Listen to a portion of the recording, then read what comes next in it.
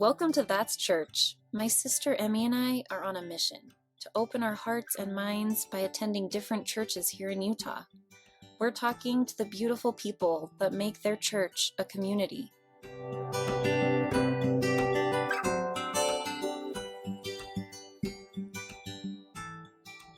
In what ways has the Community of Christ Church pushed back against the patriarchy? Excited about this one. Well, I don't know if I'm the most qualified as the guy on the conversation, but I will tell you that when the decision was made in the mid-1980s to ordain women, the church went through a lot for that decision. There were a lot of people that left, and that decision has laid the foundation for the church to continue to break down against the patriarchy. For example, today, not only are women allowed to hold the priesthood, but actually members of the LGBTQ plus community. And we perform their weddings and welcome them and have them in priesthood.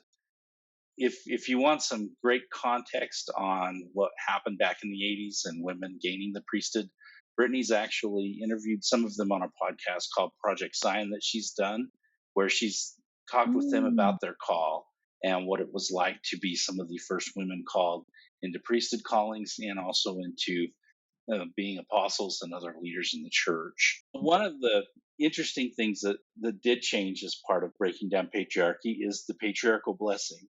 We do have patriarchal blessings in our church, but the name was changed because as we started ordaining women into the priesthood, and we really didn't think matriarch was the right word for it as well. So you could get a different one from different. And they decided to look back at what the blessing really was doing, and they changed the name to an evangelist blessing. So you get evangelist blessings today in Community of Christ, and you can choose your evangelist. It's not assigned as much by geography as you may be used to in the LDS Church. The evangelist blessing can also be a personal blessing, but congregations can also seek out and get an evangelist blessing, which I think is pretty cool. So cool. That is so cool. So our church is still led by a prophet, and we have today we have many women that are called as apostles, and our apostles are also quite diverse. For me, it's been interesting. My personal experience with this was very personal with my mom. My mom decided that she wanted to go back to college when I was in high school. And this was the time when President Hinckley and others were very much pushing against that. And she made a decision to just ignore the patriarchy. And she went back to college and she became a teacher. And the thing that was amazing about it was her making that decision actually benefited when she came back and was an AP English teacher and an English teacher. It benefited, and she was a coach as well in golf and debate. But it actually benefited our community for many, many, many years. In fact, she recently retired. And so I'm really grateful that I have women in my life who have stood up to the patriarchy and have wanted to fight it. Now, speaking of retirement, it is interesting to note that senior leaders in our church don't serve until they pass on. They actually can choose when they would like to take emeritus status. That's similar to the word that's used for the 70s in the LDS Church. But we've had prophet presidents that have chose to retire. In fact, our current prophet has announced his retirement, and that they actually go and retire and live life afterwards. And one of the benefits of that is it does help keep younger people and help kind of turn around the senior leadership of the church. I think it's great, though, that the senior leaders of the church can still go to those retired folks as well for advice and for learning and for understanding. So we are really excited for an upcoming announcement for who the next prophet president will be, where our current prophet president has announced his retirement next year at World Conference. Oh, wow. Yeah, please let us know. Cool. Let us know, and we'll put that in here. Yeah, for sure.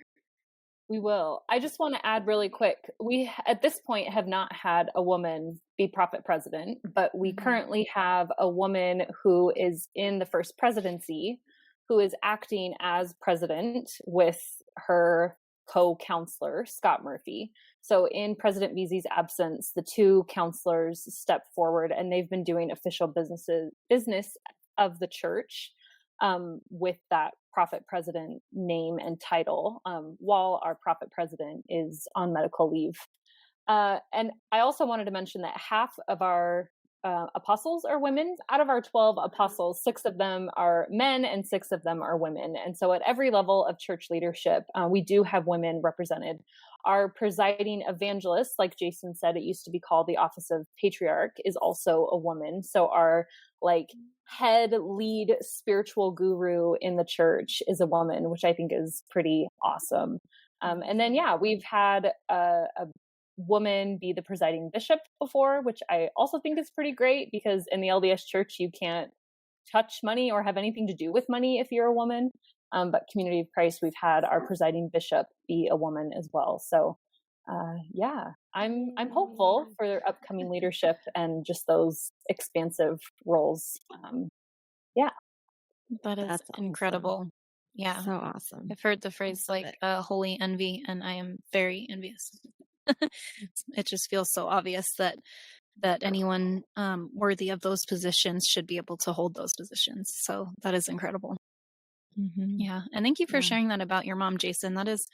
I love hearing stories like that, because I feel like our mom was a feminist without knowing she was a feminist. And I think that is why I am able to stay in my religion. And I just live it as works for my life, because I had her example where she was in Young Women's most of my childhood anyway. And while I was in Young Women's, she was in there, and I just watched her talk to the bishop, she just talked to him like they were complete equals. And I really think that had a huge impact on our upbringing and how we view the world. And I'm always very grateful that I had that. And yet I still do see that there is progress to be made within our religion, as far as the patriarchy goes. And that's just my opinion. But yeah, so thank you so much for sharing that story about your mom. I think there's progress to be made throughout the world too, where patriarchy is concerned. Mm-hmm. I mean, just as a whole, but yes, definitely within our church as well, for sure. Mm-hmm. Mm-hmm. Okay. So we talked a little bit about Joseph Smith and how he's a little more, not the central focus of your religion, but that Christ is. But Emma Smith had such a huge role in your church. And I noticed when I walked in to visit, there was a portrait of her on the wall, which was so refreshing to see. I love art too, and the style of it was just beautiful. And so we were just wondering, does she still hold a lot of historical importance in your religion? Do you talk about her often, or is she also a little more in the background? What would you say to that? I think I'm going to describe how our church feels about Emma, talking a little bit about our congregation. We actually have a bunch of mugs, coffee mugs, that have Emma and quotes on them. And some of the quotes are about how she never felt Joseph Smith practice polygamy and things like that. The picture that you're mentioning that we have on the wall is from the Year of Polygamy podcast. And Emma plays a very important role in our church. In fact, the nickname that some people often give us at Sunstone and other places is that we are Emma's church. And her influence is very strongly felt for her teachings that Joseph Smith did not practice polygamy. It was also reinforced back in the 1860s by Joseph Smith III. For over 100 years, the reorganized church claimed that Joseph Smith and people in their organization had not practiced polygamy. And then the New Mormon history that Brittany mentioned a little bit earlier started to come out. And that's when there was quite a bit of deconstruction that had to take place in the church between the 1960s and the 1980s. For me personally, I have a great deal of gratitude and respect for Emma. I am looking forward to someday going back to Nauvoo and seeing some of the historical sites and the Nauvoo house and things like that she actually maintained and are maintained today by our historical leaders. And I am grateful for what we've received through teachings and other things from the direct descendants in the family. Interesting. And you kind of touched on, this is one of my questions that I'm going to slip in that I've been wanting to ask, and you kind of touched on it. Tell us the difference. And Jason, you and I talked a little bit about this at the service afterwards, but tell us the difference between the word of wisdom and in your church versus the LDS church. I loved seeing the coffee when I walked in. I was like, yes, I am home. So the word of wisdom is in our Doctrine and Covenants. It isn't Mhm. numbered on the exact same section. It's a few sections down the road, but it is Okay. there word for word exactly as it was in the LDS Church, and the same history behind it with Emma and with the tobacco being spit on the floor and those types of things, all very much a part of it. The Mhm. word of wisdom is treated as a principle and a promise. The Mm. the interesting thing though is kind of where the two communities have gone with this. For example, in the LDS Church, there was a lot. Not only did the LDS Church choose to take it from being a principle and a promise to more of a commandment with the temple ordinances and worthiness to enter the temple, but Mhm. also some of the interpretations like hot drinks and things like that are very, very different. In Community of Christ, we love our coffee Mm. and we serve coffee at Interesting. church. We have coffee at, like when we went back to World Church, we had coffee during receptions at the temple and things like that Oh, inside our temple. wow. Wow. And it is very different. Probably one of the Mhm. more interesting examples to just reinforce how much it was. We have our reunions, our church camps each year, and when I went to the church camp up in Washington the first year, Claude, who was one of the old military guys who gets up at 5 and makes the coffee, had made over 28 canisters of coffee. That's not pots of coffee. Those are the canisters that are like 2 or 3 pots, the great big ones. Oh my gosh. So, and we laughed because over the course of the whole weekend, there's about 100 people there, but just it's very much a part of the energy of our church. Wow, Then that's a lot of we coffee. it is, and we also serve tea and other things like that. Uh, Probably another good example is our church is led by common consent, which we've mentioned a couple of times here. But it Mhm. was interesting that in regards to priesthood, which is where the word of wisdom is really is encouraged in those types of things. When for people who are called to priesthood, they actually sent a request through our World Church Resolution process to have the first presidency do a deep dive on the alcohol portion or the intoxicants or substances. Oh. And one of the apostles, Locke Mackay, who is really into church history, and many people in the church history museum will know him. It was interesting. Instead of going to the Holy of Holies inside the temple or things like that, the church actually brought in scientists, doctors, and historians. And they actually did a deep dive on the prohibition societies that were taking place at that time. And they started looking at strong drink and what the real definition was of that. And they actually ended up coming out and mentioning that beer wasn't really considered part of strong drink by the prohibition societies at the time, that it was more of the harder alcohol. And as a result of the first presidency at the church's request, looking into that, they did change some of the ways that the interpretations of the word of wisdom were done in in line with that. And there is a podcast that is on the Project Sign that Locke Mackay taught a Sunday school lesson in Salt Lake congregation about it. It was kind of his big way of talking about his experience being involved with that as a historian. So So that's pretty exciting to have that clarification. interesting. We have a lot of podcasts to catch up on because those sound Yeah. really fascinating. I am actually grateful that we have a word of wisdom just because I think our physical health ties into our spiritual health in so many ways. But I have an account called Nuanced Mormon because I have some very different I live my religion differently than some. And I just kind of believe all things in moderation, and similar to our spiritual how we are spiritually fed. I think that our bodies, and we're all unique, so we are all feeding ourselves spiritually in a unique way, and I think our bodies are all so unique that it's too difficult to put everyone in the same category. But that's just my opinion. But I do like the focus on treating our bodies well, and you know things in moderation and doing what's healthy for each individual. New policy, if you will, on priesthood and alcohol, I think came out in 2019 at our World Conference. So essentially, before that, if you were an ordained member of the church, you were not allowed to drink. That would be outside of the bounds of what we would call priesthood faithfulness.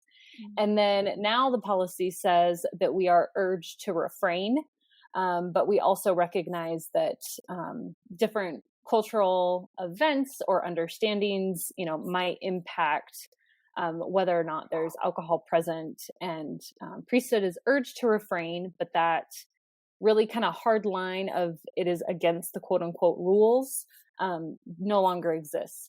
However, you will still not find alcohol on Community of Christ property. We can't have it at our official functions, at our camps, things like that. So it's not like all of us are just out partying and getting drunk. We are still asked to urge to refrain.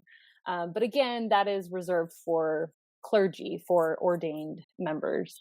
There's not like a worthiness interview or anything that would go with that.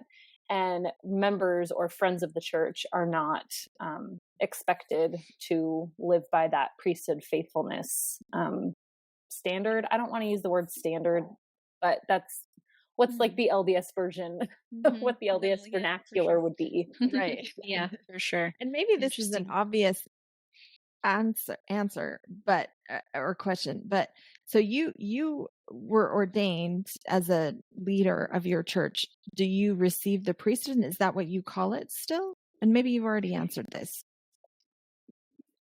Yes. The language around it is a little bit different. So you would probably not hear a Community of Christ person say like they hold the priesthood.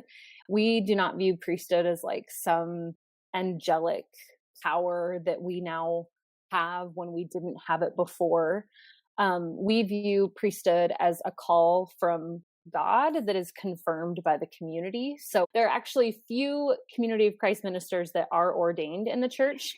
In any given congregation, I've heard statistics of maybe 15 to 20% is kind of the average of, how many priesthood folks are in the congregation. So it's not an automatic ordination. You don't get ordained when you turn 11. You don't progress, hierarchically through the ranks. But it's really seen as a call or a calling to live out discipleship and ministry in a specific way. So yeah, we don't see it as a magical power. We see it as a promise to live Christ's peace and to bring about Christ's mission in our communities. So it's one of those things where like the word is exactly the same in the LDS church, but the application and the theology behind it is quite a bit different. Interesting. And it's very much a democracy, right? So you were voted in as the pastor of the congregation. Is that correct? Correct. Yep. Okay. Yep. Very cool. A couple years back, we knew that we were going to be getting a new pastor because our pastor Carla left and became a member of the presiding bishopric. As part of that process, our congregation started discerning together. A committee was formed, and that committee took a look at quite a few members in the congregation, priesthood holders and so forth, to see who made sense and who they felt God was really asking us to be our pastor. Now, in Community of Christ, we do hold a business meeting at least once a year. In our congregation, it generally takes place in November, and then the decision is made for the next year. And during that meeting each year, we actually do elect a pastor. We also elect other committees, the building committee, the finance committee. And then speaking of finances, the congregation has a financial officer, and the financial officer at that meeting explains the budget today for that year and then lays out the budget for the next year for approval. Now, the finance committees help them put this together prior to the meeting to make it more concise. But then the congregation reviews what's proposed as the budget and either makes changes or goes ahead and ratifies it. So this is something that is done each year, and it is a pure play business meeting with Robert's Rules of Order and the whole bit.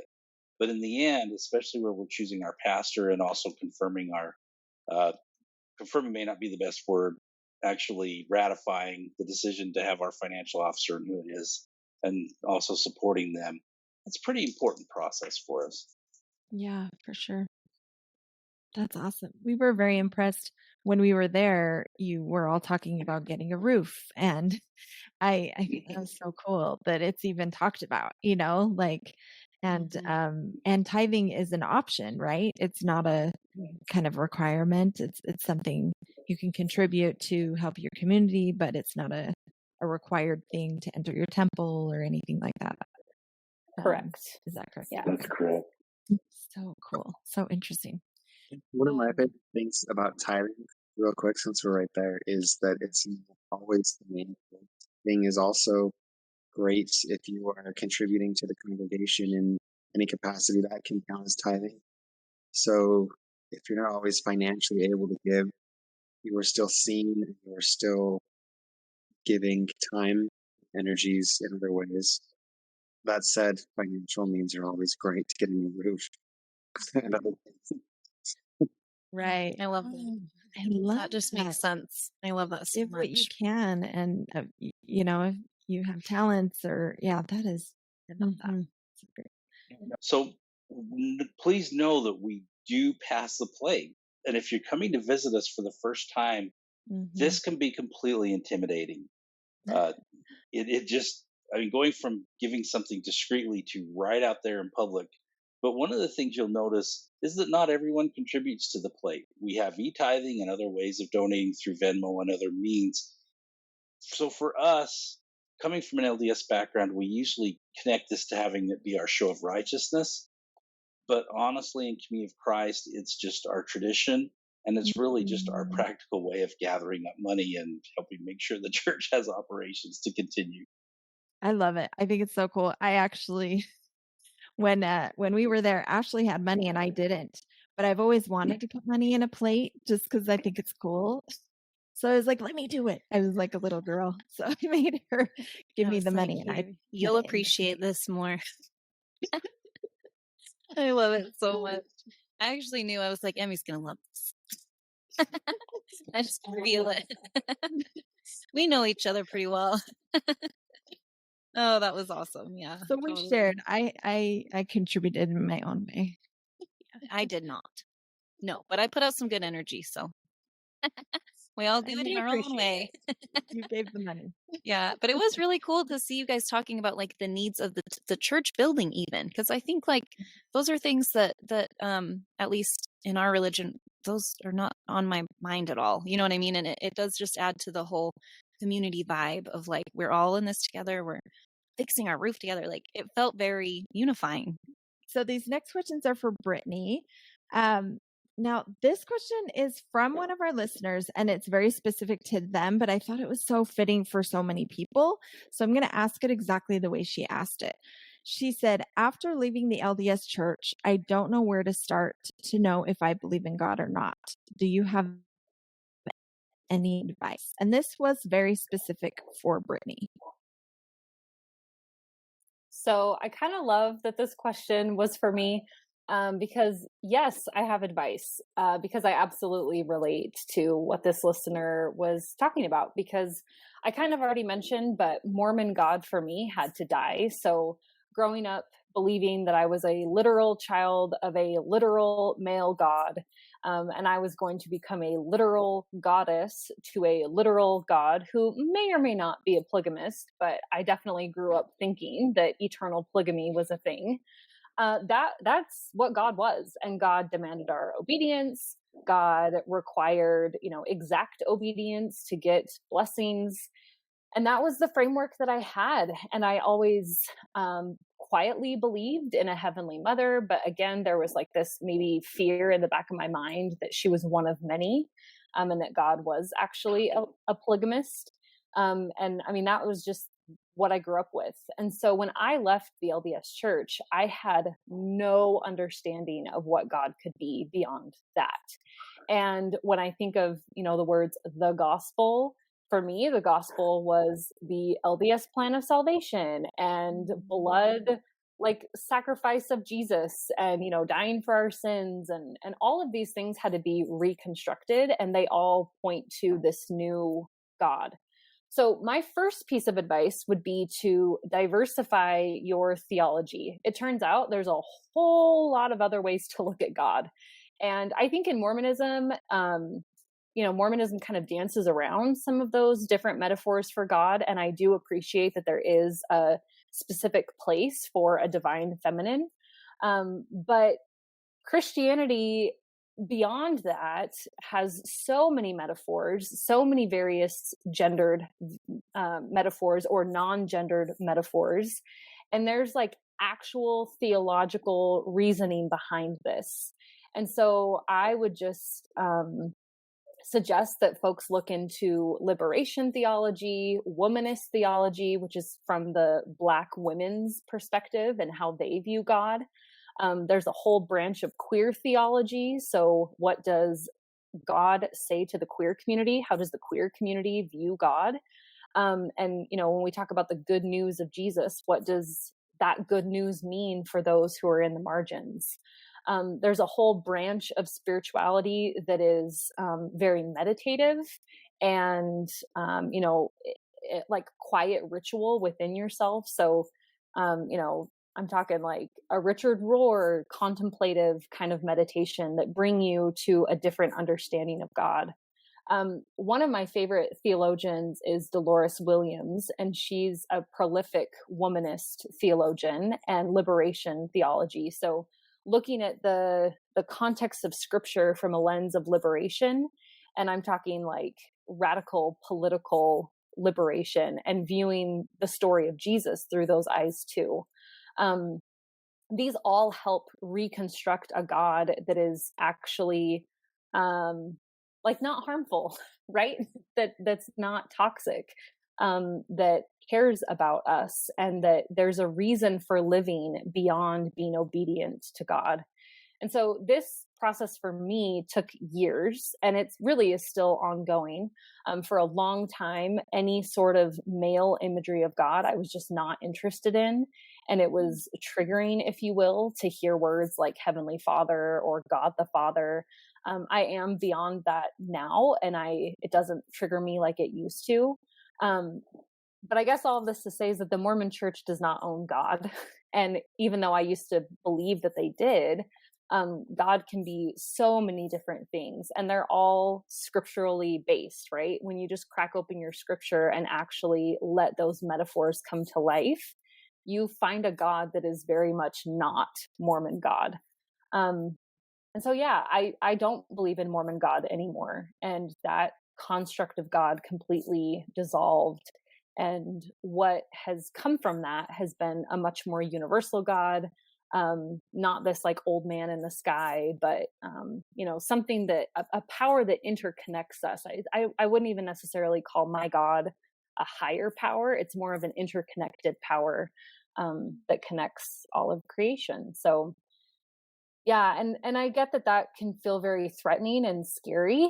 And people have argued about the nature of God since the beginning of time, but your journey, your relationship with God, your metaphors and models for God are yours and yours alone. And so I would just encourage folks to not be bullied into believing in a God that they don't believe in.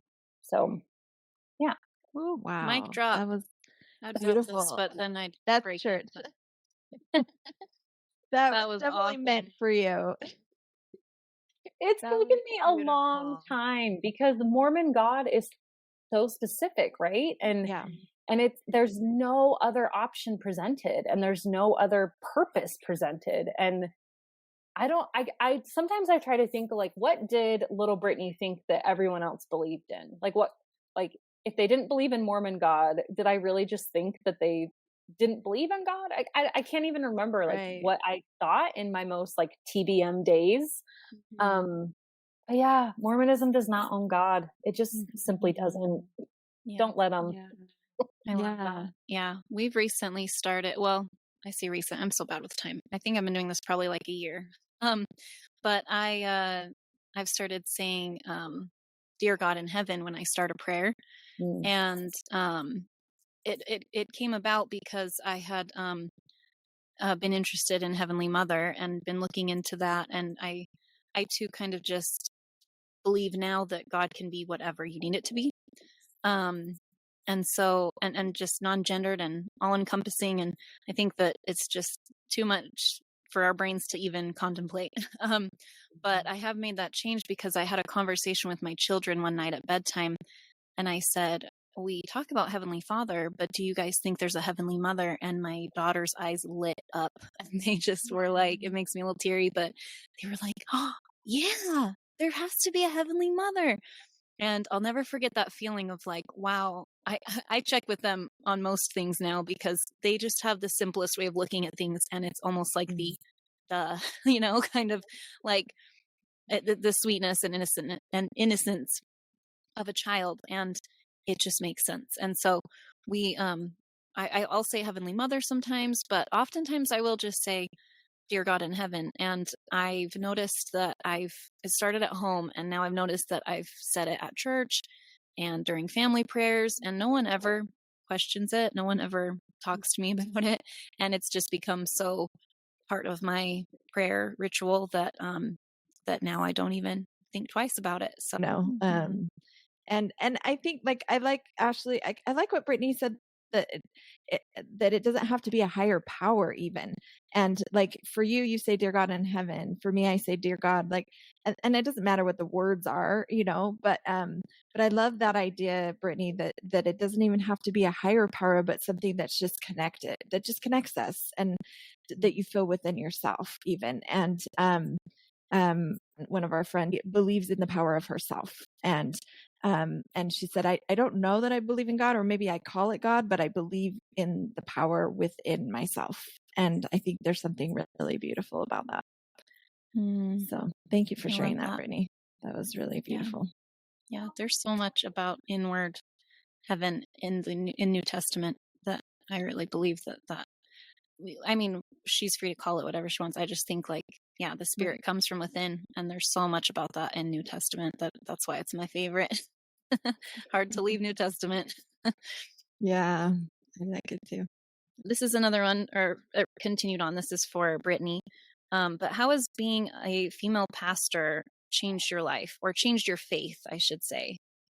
I know we've talked about this quite a bit, but coming from an LDS background, I bet that was very empowering for you to be able to take on that role. And having women in the church in general in leadership, like how has that changed your life? Maybe not necessarily just for you, but just seeing that role change. And we've talked about this quite a bit, but yeah. So when I was leaving the LDS church, it was my final breaking point was actually Kate Kelly's excommunication. She was the founder of the Ordained Women movement.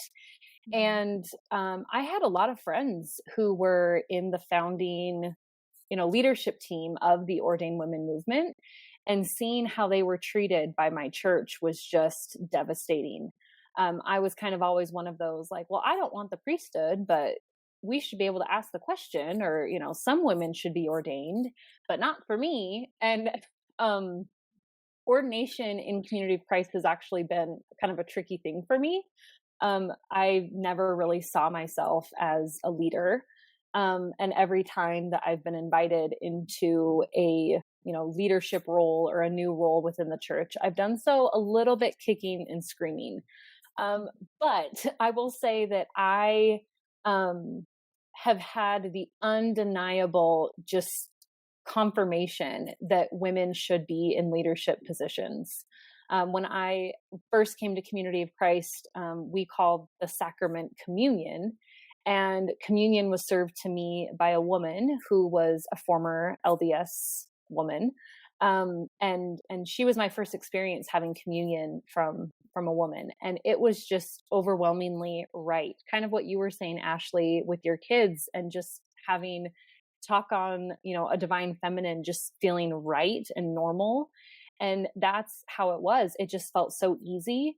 And all of the things that, all of the excuses that I had heard growing up, or all of the negative, rhetoric around the ordination of women, it just kind of all vanished in that moment of being ministered to by a woman. I have 2 teenage daughters. They were 3 when I first came to Community of Christ. They're now 13. And having them experience Community of Christ with having, I think I'm their third female pastor, their third woman, who's been pastor. They've had several male pastors as well. But to them, it's just normal. And it's kind of funny because they'll just like casually mention what I do. And my job is not necessarily pastor, but that's the role that I currently serve in. But they'll just, throw out that their mom is a pastor, and people are like, what? And, living in Utah, I'm always a little bit hesitant to tell people what I do. I usually just say minister, which is true, but it still is kind of one of those things that is so taboo that it doesn't always feel safe to lead with that.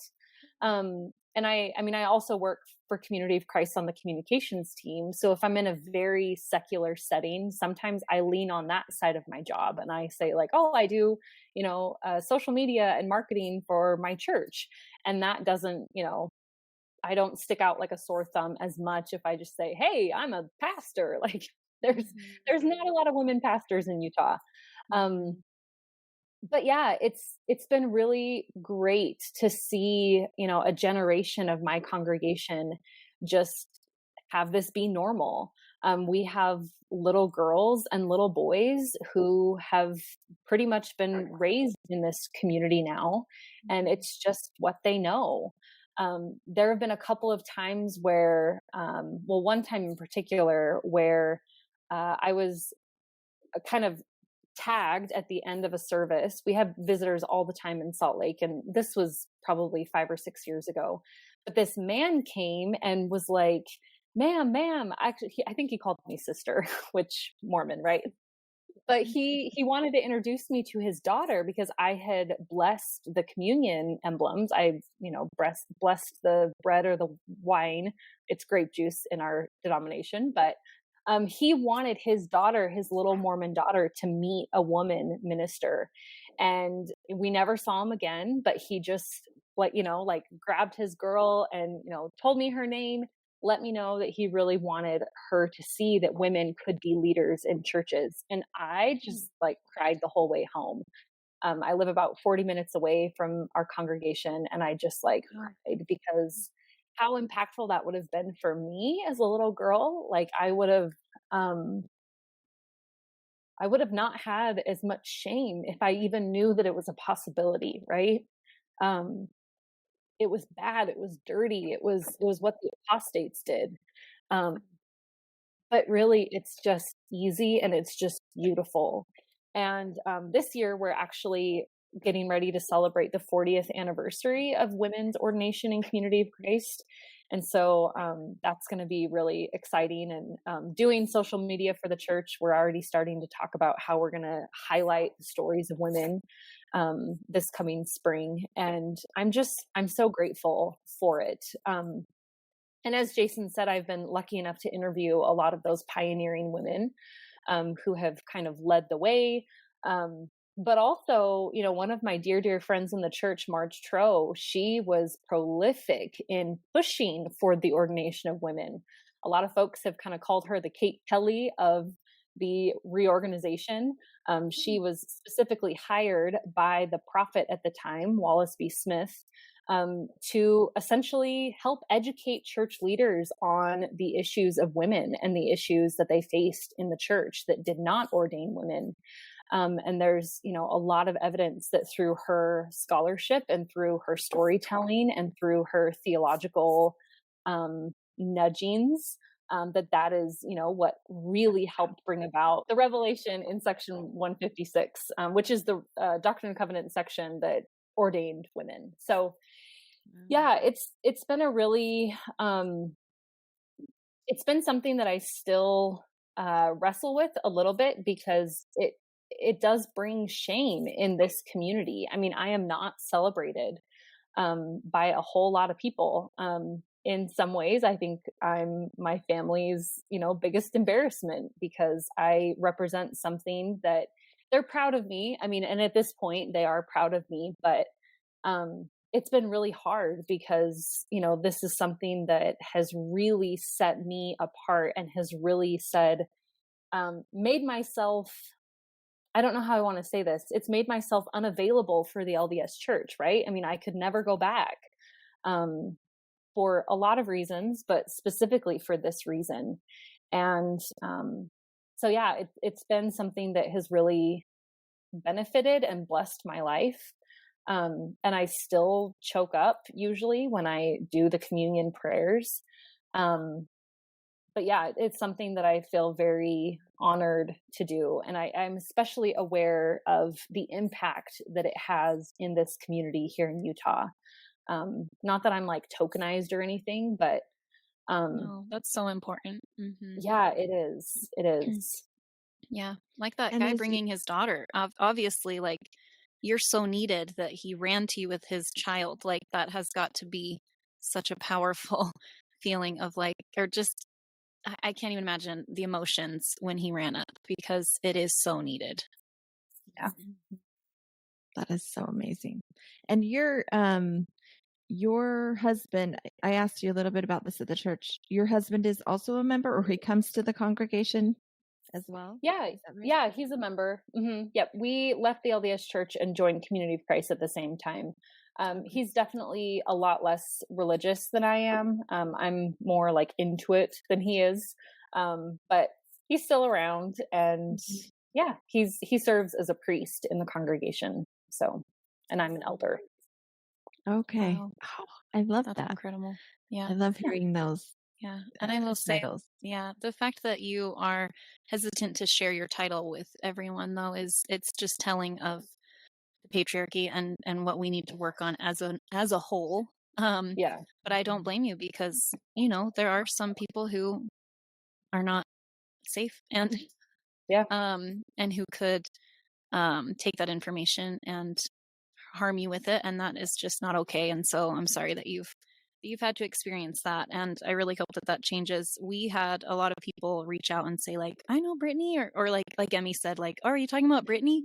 And that was really reassuring and just really cool to see, like, that you are known by probably more than you know. Well, yeah, I mean, I was a big participant in the Mormon feminist community for 3 or 4 plus years before I left. And I'm still very much involved in that community. And so, yeah, I pop up in a lot of Facebook groups. I definitely still have connections to a lot of folks who have tried to stay in the LDS church and or who have just left. And I don't think that one path or one decision is right or wrong. You got to go with your heart. But I definitely still have connections to folks who are in the LDS church who are trying to make it better. So That's awesome. Very Awesome. cool. And the next question, we've hit on a lot. So if you'd rather skip this question, we can, or if you have more to say about it, you're welcome to. But the next question is, what authority do you believe in, especially as a female pastor? Yeah, so I have a couple of thoughts on this. And it kind of goes back to, again, Community of Christ having a totally different framework of what priesthood is. So I know what my answer would be as a Mormon, right? Like, I get my authority from God and this priesthood lineage and, like the whole priesthood chart. And obviously I would have to be a dude for that to be valid. But the reality is that, in Community of Christ, we claim those same roots too.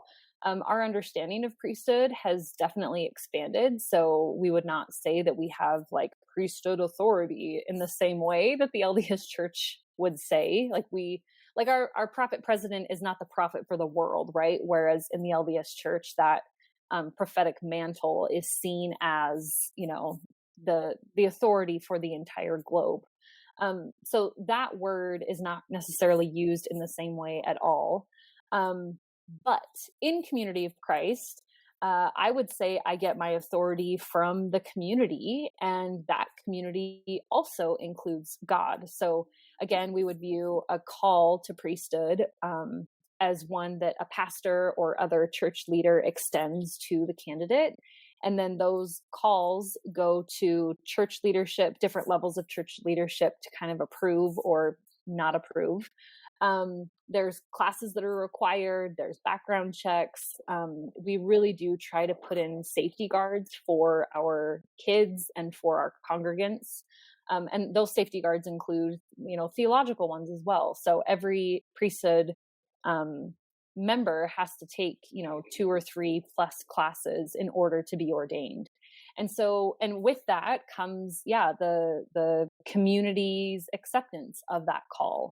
And so for me, it's, again, not so much like God in the sky, in the clouds, like dictating who's going to do what, but it's a decision that's based in community, and is going to benefit community. So right now I serve as pastor, and that call actually came at a little bit of a dramatic time in my own life and in the life of our congregation.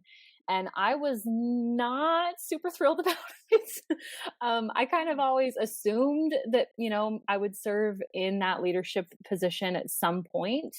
But it came probably 2 years earlier, I would say, than I was anticipating. And so it felt a little bit fast tracked from my perspective, but the community was loud and clear on who they wanted to be their next leader. And I've been walking with this community now for almost a decade. And so I said yes. And so as much as, God is behind this, community is equally as behind this, because they decided who they wanted to their leader. And that also is I don't want to say heavy in a negative way, but it is a little bit of a heavy responsibility, because I don't want to let people down. And, they chose me out of a variety of qualified leaders. And so luckily I have a pretty robust leadership team. There's 5 of us total, Jason being one of them. And, together we're just trying to figure out what it means to be in community of Christ and then how to live that out. So yeah, I would say that's where my authority comes from, God and community, and God is in that community. Oh, I love that. I'm so glad they asked that question. I felt like it was repetitive, but not at all. Yeah, no, I love that. It just makes sense again, because God is in everything good. So it just makes sense. And background checks. Like, do we do that, Emmy? I don't think we do. And that is, no. Now I'm just realizing, like, okay, I'm gonna hold some of my thoughts here. So incredibly important. It does, and it seems like a no-brainer, but I will hold my tongue on some things. Thank you so much, though. That was, I love that. That is amazing, and I'm sure that was a very heavy, big calling. But while we were there, people had told us that some of the members of your congregation had said, like, we knew it was Brittany. I was like, oh, it's so cool to see the community working together. So yeah. And I think probably the community felt inspired as well. And, but also use logic and used, some of those things like background checks and, things that we really do have to think for ourselves as well. These next questions are for Jen.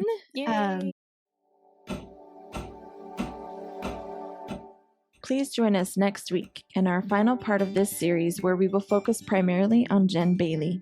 She has some really great insight into what it's like to be a fairly newly transitioning transgender female in Utah, who was once very deeply ingrained in her LDS faith and is now a big part of the Community of Christ family. Also, keep listening to hear a quick final chat with Jason Eyre after their new prophet president was announced just a couple days after this interview was held. It's all very exciting. Again, thank you to our listeners for your contributions of questions. They really shaped our conversation in a beautiful way. And finally, a few fun bloopers at the very end. As we were recording this, the announcement was getting ready to come out about our new prophet president. And now we have a chance to kind of circle back on that. It was kind of a goosebump moment for me when it was announced that our next prophet president designate, as we call him, because they'll be sustained at World Conference next year in 2025, was Stacey Cram. And the interesting thing with Stacey is Stacey's come out to Utah and presided over, as a guest minister, our reunions up at Camp Redcliffe above Ogden. She's also come to some of our stake, our mission center meetings, where she's been the visiting authority. And many of us have, with her, she used to be in the presiding bishopric, And with her role as presiding bishopric, I mean, I've personally had to help take care of certain business transactions in the church with her approval, and she's taken the time to listen and help understand the intent behind those types of things. So it's not only a goosebump moment that we are kind of breaking the glass ceiling and having a woman as a prophet, but it's also amazing that it's someone that we've known on a first name basis. And I think that just speaks to the beauty of how small this faith community is and how intertwined it is. Oh, for sure. We are so happy and excited that we feel like we're part of it, even though we haven't, been involved in your community for very long. But it was really cool to wonder, when we did this recording initially, we were so excited to see if there was going to be the first woman prophet president. And then 2 days later, she was. And so we got to be excited with you guys in that moment. And it was kind of an honor. And I mean, it was totally an honor and really exciting for us as well. So sure. Now, just for your information, Brittany actually knew. I heard that. And I knew that she knew, but she couldn't tell me either. I mean, because she works in public relations for the church. She's over social media, and so she's on the communications team. Oh, okay. So, I'm like, did they just tell all the pastors, or no? They didn't tell any of the pastors. They told the social media group because they were building memes and getting ready to have everything hit at 1:00 on Wednesday, Independence Time or whatever it was. Anyways. That makes sense. That's awesome. Well, yeah, after we posted about it, she was like, I had such a hard time not telling you guys. And now looking back at our recording, I could tell she tried to hush herself. She closed her mouth in a poker kind of way. Anyway, so that's awesome. Thanks for joining us on That's Church. Be sure to follow us on Instagram at That's Church Podcast for more updates, insights, and a glimpse into the diverse spiritual tapestry of Utah. Let's keep the conversation going, because we believe that gaining knowledge of other religions does not diminish our own faith, but can instead enrich our spirituality. You can tell that we're sisters, because I will pick on her relentlessly, even though I'm the younger sister. It goes the opposite way in our family. You all good over there? Todd's not coming? No. Okay. No. Dang it.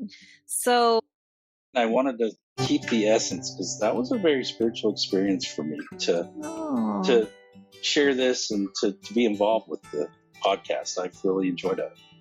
I think this is a cool dynamic to have somebody from the LDS faith interviewing people from Community of Christ. Sure. Because you guys do your own thing, but and it's awesome too.